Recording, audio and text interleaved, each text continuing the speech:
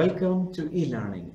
Today I'm Alok in front of you to tell you about the fifth poem of your course, that is The Rime of the Ancient Mariner by Samuel Taylor Coleridge. Now the summary of the poem. Three persons were going to wedding feast. तीन इंसान wedding feast के लिए जा रहे थे. One of them was detained by an elderly sailor. उनमें से एक को एक बूढ़ा यात्री नाविक रोक लेता है. Who had a long grey beard, जिसकी लंबी सी grey beard है, and brightly shining eyes, और तेज चमकती हुई आंखें हैं. The wedding guests protested at this, और इस बात पर जो wedding guest हैं वो protest करते हैं, being stopped, उनको रोके जाने पर. He said that he was eagerly waited for at the wedding feast, कि वो बड़ी बेसब्री से वेडिंग फीस्ट का इंतजार कर रहे थे. As he was a close relation, क्योंकि वे खुद उसका एक रिलेशन में है, रिलेटिव है, of the bridegroom, दुल्हन की तरफ से.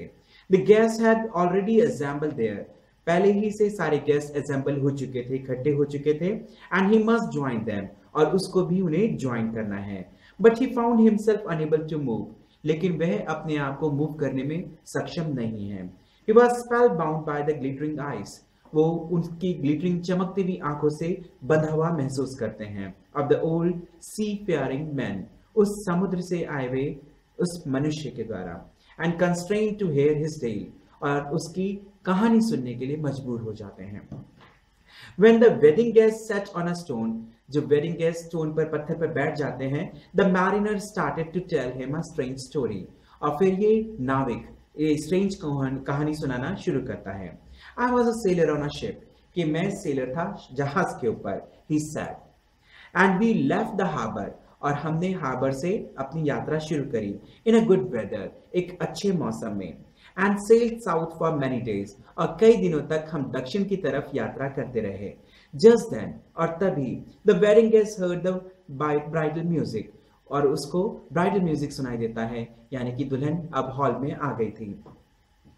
And he beat his breast, और वह अपना सीना पीटने लगता है, हेल्पलेसली, असहाय होकर. But the mariner continue his tale, लेकिन जो नाविक था वह अपनी कहानी जारी रखता है.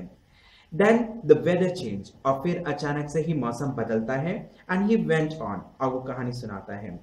And we were driving towards the south pole, और हम दक्षिण ध्रुव की तरफ पहुंच जाते हैं, बढ़ने लगते हैं. By a storm, एक तूफान के द्वारा. There we were surrounded by mist, जहां जाकर हम मिस्ट में, धुंध और कोहरे के बीच में फंस जाते हैं. And snow, और बर्फ के बीच में. And by ice as high as the mast of our ship, जो बर्फ थी वो इतनी ऊंची थी जो हमारे शिप के मस्त तक पहुंच रही थी, पतवार तक पहुंच रही थी. This was the land of ice, ये जो जमीन थी बर्फ की जमीन थी. And of fearful sound, और बहुत डरावनी आवाजें सुनाई दिया करती थी. Where no living things was to be seen, वहां कोई मनुष्य दिखाई नहीं देता था. And soon, और जल्द ही our ship was completely trapped in the ice, और हमारा शिप पूरी तरीके से ट्रैप हो जाता है इस आइस के अंदर. But one day, लेकिन एक दिन, a great sea bird called the albatross came, और एक बड़ा सा समुद्री पक्षी जिसका नाम एल्बेट्रोस होता है उस जहाज के ऊपर आता है. Through the snow, उस बर्फ से निकलकर. And fog, उस धुंध और कोहरे से निकलकर. We received it with great joy, और हम पूरी खुशी के साथ उसका स्वागत करते हैं.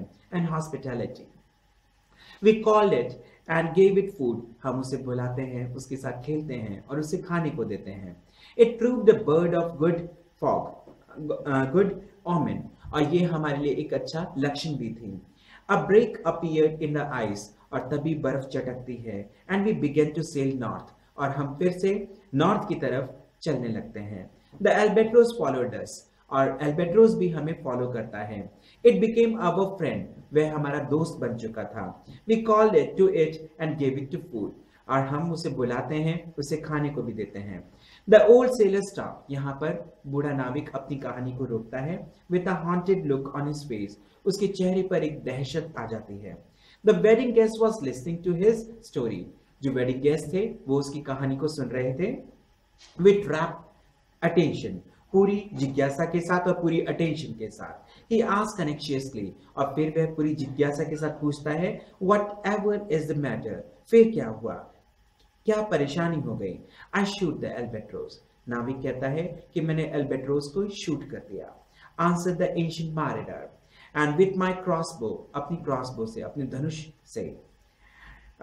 He went on, अब वो आगे कहानी सुनाता है। As we can continue our journey, जब हमने अपनी यात्रा जारी रखी, the weather improved a little, थोड़ा बहुत वेदर के अंदर बदलाव आया, जो मौसम था थोड़ा सुधरा। The wind continued, लेकिन हवा लगातार चलती रही, to blow our ship northward, और हमारे जहाज को नॉर्थ की तरफ ले जाती रही, away from the south pole, south pole से बहुत दूर। But the fog still blotted out the sun, लेकिन अब जो फॉग थी वो अभी भी ब्लॉट कर रही थी सूरज को।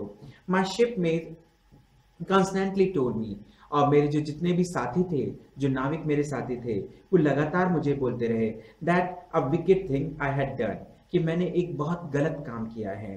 To kill the bird of good luck, उस पक्षी को मारकर जो कि हमारे लिए गुड लक लेकर आई थी।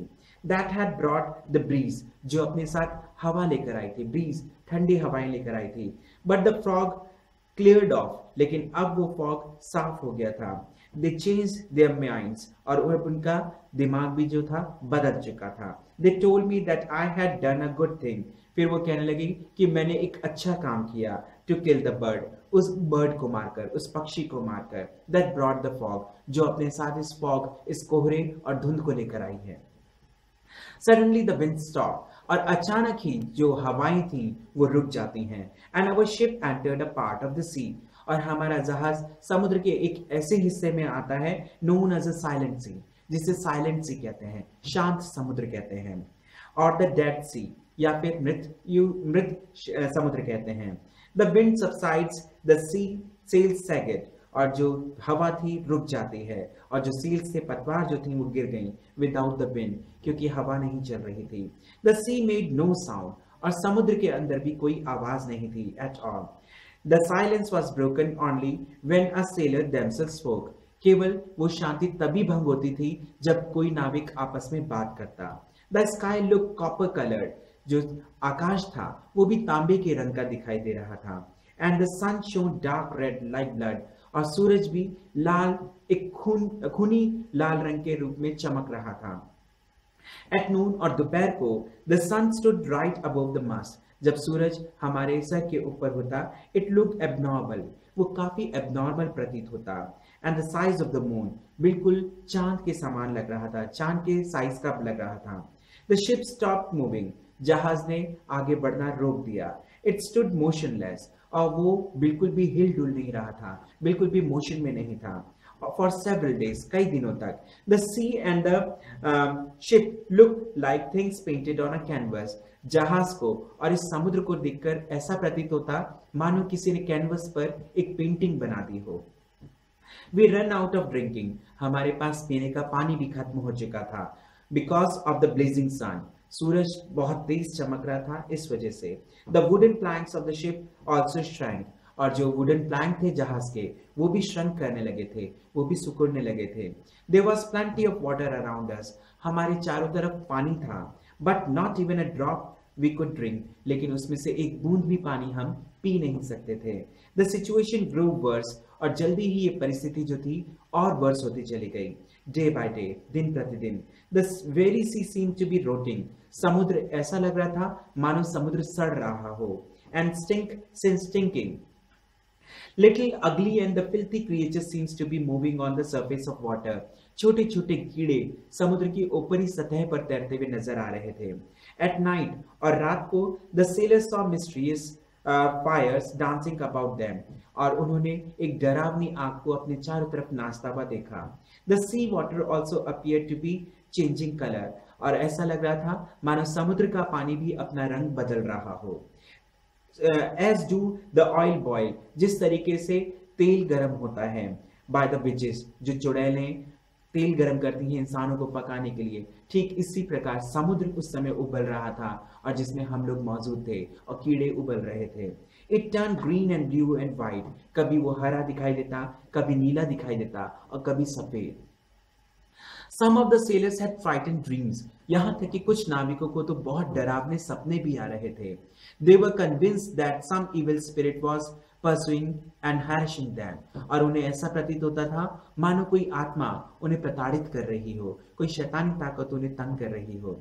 The spirit had come from the land of the mist. और ये वे स्पिरिट थी जो उस मिस्ट के लैंड से और स्नो के लैंड से आई थी, और द साउथ पोल, या फिर वो साउथ पोल से आई थी. Everybody pined for water to drink. हर कोई पानी पीना चाहता था. Their tongue were dried. उनकी जीभें सूख चुकी थीं. And twisted. और प्यास के मारे मुड़ गई थीं. They had problem in speaking. यहाँ तक कि उनको बोलने में भी परेशानी हुई थी. As if their throat were choked with smoke. ऐसा लगता था मानो उनका गला भी स्मोक से बंद हो चुका है. All eyes turned to me accusingly. और सभी की आंखें मेरी तरफ उठ रही थीं, जैसे मैंने ही ये गलती की थी, मैं दोषी था इसका. They punished me for killing the bird. और उन्होंने मुझे पनिश भी किया उस पक्षी को मारने के लिए, अल्बेट्रोस को मारने के लिए. They put the dead albatross in place of the holy cross. और उन्होंने होली क्रॉस की जगह मेरे गले में अल्बेट्रोस को लटका दिया था. Round my neck, मेरे गले के चारों तरफ. This was the summary of the chapter, the poem, The Rime of the Ancient Mariner by Samuel Taylor Coleridge. If you like the poem, please press the like button and subscribe the channel for more videos. Thank you.